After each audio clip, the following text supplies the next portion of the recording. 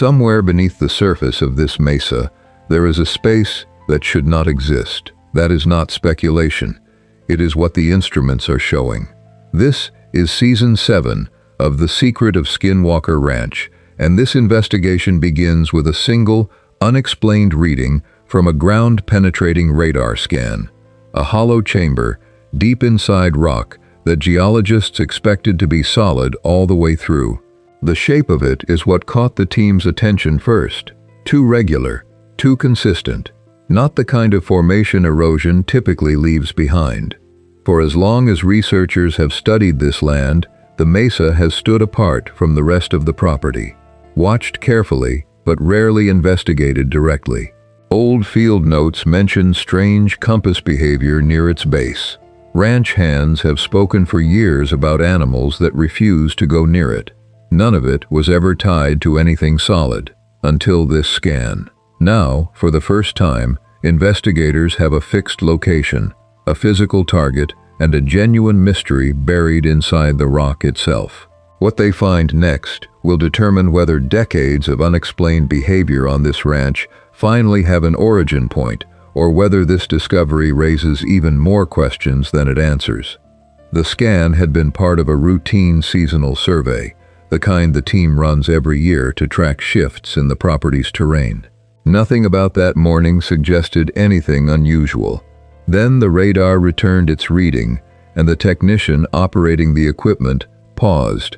What appeared on the screen did not resemble the natural cracks and pockets typically found in sedimentary rock. It had edges, proportions, a kind of deliberateness that made the technician run the scan a second time. Certain the first pass had been an equipment error. The second reading matched the first almost exactly. Somewhere beneath thousands of tons of stone, there was empty space where solid rock should have been. For a research team that has spent years chasing phenomena that vanish before they can be properly documented, lights that disappear before cameras can focus, readings that spike without warning and then go silent, a fixed, physical location felt different. This was something they could return to, something they could study without racing against time. Word of the anomaly moved quickly through the team, and by that same afternoon, a second, higher-resolution scan had been scheduled, this time using equipment typically reserved for larger geological surveys. The team wanted to rule out the simplest explanation first, a malfunction, an artifact of the software, a trick of overlapping signals bouncing off mineral deposits. Every one of those explanations was tested. Every one of them failed to account for what the radar kept showing.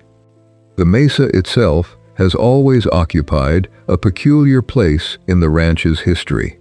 Long before radar equipment and drone footage arrived on the property, ranch hands and neighboring landowners spoke about it with a kind of wary respect. Cattle were reported to avoid grazing near its base, even during seasons when grass elsewhere on the property had grown thin. Compasses, according to old field notes recovered from earlier research teams, would occasionally spin without explanation when carried too close to its slopes. For decades, these stories were treated as little more than local color, the kind of folklore that tends to surround any landscape with a reputation. No one had ever connected them to a specific, measurable cause. Reviewing archived logs from previous seasons, the current team found something unexpected. Magnetometer readings taken more than 15 years apart, recorded by different researchers using different equipment, showed faint but consistent fluctuations in the same general area of the mesa. At the time, those readings were noted and set aside, treated as background noise rather than meaningful data. With a physical anomaly now confirmed beneath the surface, those old numbers took on new weight. A longtime area rancher, interviewed as part of the investigation, described decades of livestock refusing to enter a certain stretch of land near the mesa's northern face, regardless of available water or forage. He had no explanation for it. He simply knew it to be true, the way people know things about land they have worked their entire lives. Digging further into the ranch's archives, researchers uncovered something that had gone largely unnoticed until now. A government land survey conducted decades earlier, long before the ranch became a site of formal investigation, contained a brief and almost dismissive notation about irregular subsurface density beneath the mesa's northern quadrant. At the time, the surveyors attributed it to mineral deposits and moved on, never following up. It was a single sentence in a much larger report, easy to overlook, easier still to forget. But there it was, decades old, quietly corroborating what the radar had just found. The chamber had been detectable, in some limited form, long before this team ever arrived. Someone had noticed. No one had asked why.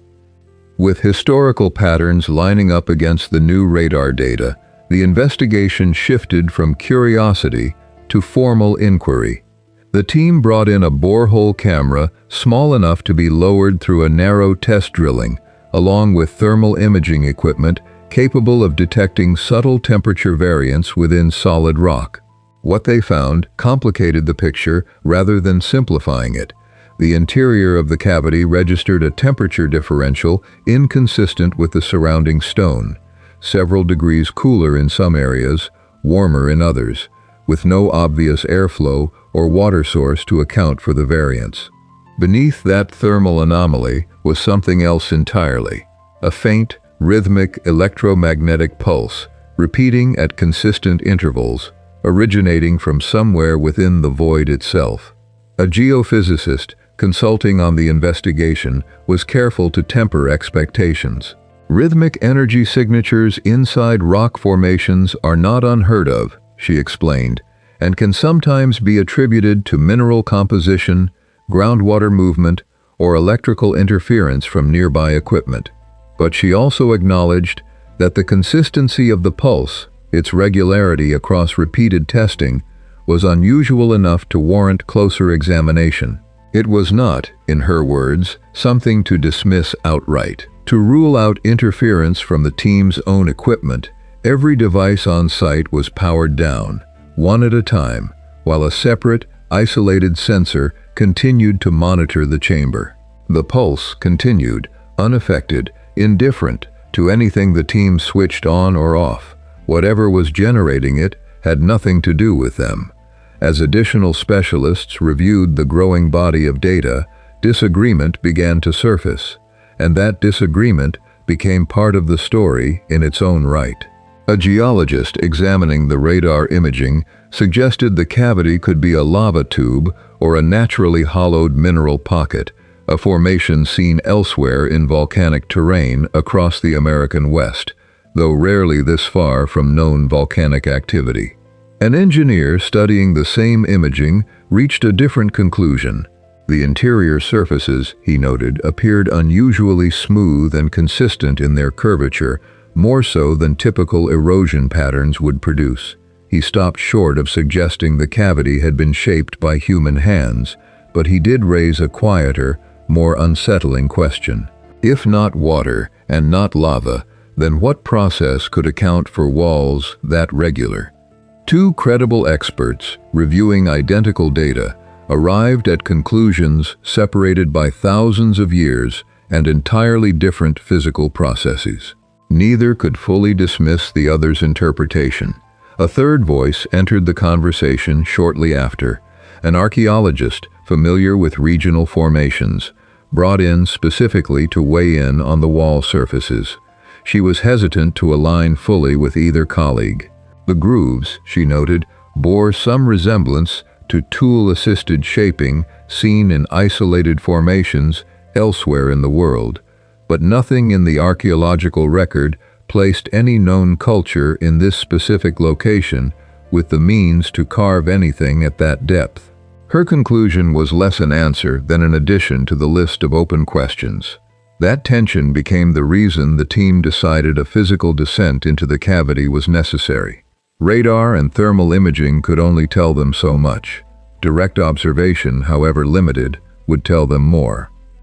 Before any descent took place, the team turned to the sky. A drone equipped with high-resolution thermal cameras was flown in slow, methodical passes across the mesa's surface, mapping temperature variance across the entire landform. The footage revealed a faint but distinct thermal signature, tracing a path across the mesa's northern face, aligning almost exactly with the underground location of the chamber. It was as though something below was quietly influencing conditions above. A whisper of heat rising through solid rock. Archived satellite imagery, pulled from public and research databases spanning nearly 2 decades, was cross-referenced against the new thermal data.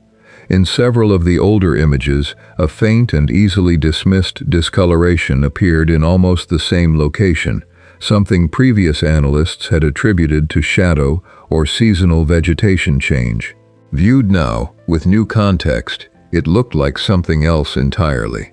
Accessing the chamber required careful engineering. A narrow borehole, widened just enough to accommodate a small probe-mounted camera, was drilled with deliberate caution to avoid disturbing whatever lay below. When the camera finally descended into open space, the footage it returned was unlike anything the team had documented on the ranch before. The chamber walls bore faint, parallel grooves running along their length, spaced with a regularity that made the earlier engineering observations feel newly significant. The floor of the chamber was covered in a fine layer of sediment, undisturbed, without footprints, without markings, without any indication that anything had moved through the space in a very long time. The lead investigator, watching the live feed alongside the rest of the team, was measured in his reaction. Undisturbed sediment inside a chamber with an active electromagnetic pulse was, in his words, a genuine contradiction. Something was happening inside that space energetically, yet nothing appeared to have physically entered or moved within it for what could be an extraordinarily long time. The grooves along the walls remained an open question. Erosion could produce similar patterns under very specific conditions, but the parallel spacing left room for other explanations that no one on the team was prepared to rule out. A closer pass of the camera revealed something the initial footage had missed: a section of wall where the grooves interrupted, converging briefly into a small, smoother patch, almost like a deliberate marker among an otherwise repetitive pattern. No one could explain why that single section differed from the rest. Determined to understand how long the chamber had remained sealed, the team collected sediment samples for analysis, working carefully to preserve the site's integrity for future study. The preliminary results, when they came back, reframed the entire investigation. Dating methodology applied to the sediment layers suggested the chamber had remained closed off from the surface for a period far exceeding any known human presence in the region. Whatever had created this space, it predated recorded history in the Uinta Basin by a significant margin. A second, independent laboratory was brought in to verify the results, given how consequential the initial findings were. Working from separate samples and using different equipment, the second lab returned figures closely aligned with the first. The age of the chamber was not the product of a single flawed test. It held up under scrutiny. This finding did not resolve the disagreement between the geologist and the engineer. If anything, it deepened it. Natural geological processes capable of producing such symmetry over that span of time remain poorly understood, according to researchers familiar with similar rare formations elsewhere in the world. At the same time, the sheer age of the chamber made any theory involving human construction increasingly difficult to support, given the absence of any known culture in the region with the capability to create it at that depth, in that era. The debate, once again, remained unresolved on camera, with both specialists acknowledging the limitations of their own expertise in the face of the evidence. What the dating results did accomplish was a shift in how the team viewed decades of smaller anomalies across the ranch. If the chamber had existed, sealed and undisturbed, for that length of time, its electromagnetic signature could theoretically have influenced surface conditions for generations, potentially explaining the old magnetometer readings, the reports of livestock avoidance, even fragments of testimony stretching back through multiple ranch owners. None of this was confirmed. But for the first time, the scattered, disconnected stories collected over the years began to look less like folklore and more like circumstantial evidence pointing toward a single physical source. Seeking further corroboration, the team reached out to a retired radio operator who had spent decades monitoring frequencies across the region as part of his work. He recalled, without being prompted about the Mesa specifically, a persistent and unexplained interference pattern that had occasionally disrupted his equipment whenever atmospheric conditions were especially still. He had never pinpointed a source. He had simply learned over the years which nights to avoid certain frequencies altogether. When shown a visualization of the chamber's electromagnetic pulse, he confirmed that the pattern resembled, in cadence if not in exact frequency, the interference he remembered. It was not proof, but it was one more thread connecting decades of scattered, unexplained observations to a single point beneath the mesa. The most significant development came during an expanded radar mapping effort, designed to better understand the full scope of the chamber. Rather than confirming a single, contained void, the new scans revealed something far larger. The chamber connected to what appeared to be a broader network of passages extending deeper into the mesa, well beyond the reach of current drilling equipment. More striking still, renewed electromagnetic readings indicated that the pulse detected in the initial chamber was not originating there at all. It appeared to be traveling from somewhere further within the network, a source the team could detect but not yet reach. In an attempt to learn more without further drilling, the team lowered a sensitive acoustic listening device into the original borehole, hoping to capture any sound traveling through the network of passages. What it recorded was faint, almost at the edge of detectability, but consistent across multiple recording sessions. A low, irregular resonance, unlike wind moving through rock, unlike water, unlike anything the acoustic specialist reviewing the audio had encountered in comparable formations. He was careful not to overstate the finding. Rock formations can produce strange acoustic phenomena under specific pressure and temperature conditions, he explained. But he also noted that the sound did not behave the way pressure-related resonance typically does. It rose and fell with an irregularity that felt, in his words, less mechanical than expected. For a team accustomed to years of fleeting, unrepeatable phenomena, this was a different kind of discovery. Here was something fixed, physical, and demonstrably real, yet still positioned just beyond their ability to fully investigate. The consistency of the pulse over repeated testing ruled out simple equipment malfunction, according to the geophysicist, though she remained cautious about attributing it to anything beyond an as yet unidentified natural process. Engineers on the team, working with limited drilling capability, acknowledged that reaching the deeper network would require equipment and permissions beyond what the current investigation had access to. The chamber they had spent weeks documenting suddenly felt less like a discovery in itself and more like an entry point to something considerably larger. It was here, at the edge of what current technology and access could confirm, that this phase of the investigation reached its limit. The team compiled everything they had gathered: the original radar anomaly, the thermal and electromagnetic readings, the wall markings, the sediment dating, the acoustic recordings, the discovery of a deeper passage network, and the unresolved source of the pulse still echoing somewhere beneath the mesa. Taken individually, each piece of evidence might be explained away. Taken together, they formed a pattern the team was not prepared to dismiss, nor were they willing to overstate. What has been confirmed is straightforward and carefully documented. A geometrically unusual cavity exists deep within the mesa, sealed for a period that predates any known regional history.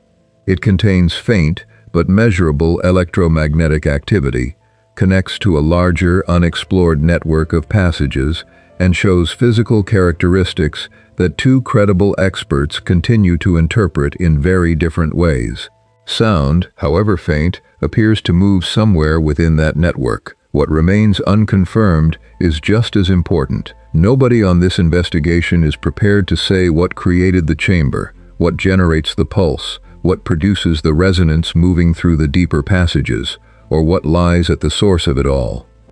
The lead investigator, closing out this stage of the research, chose his words carefully. He noted that the ranch has a long history of offering partial answers, each one opening the door to a larger question rather than closing the case entirely. This discovery, he suggested, may be no different. The chamber inside the mesa is real. Its age is real. The signal reaching investigators from somewhere deeper within the rock is real. The faint sound recorded from the depths of that passage network is real. What remains is the harder question, the one this season leaves unanswered, whether future access to that deeper network will finally explain what has quietly shaped the behavior of this land for longer than anyone currently working on the ranch can account for, or whether it will simply reveal another sealed door, further in, waiting for someone else to find it.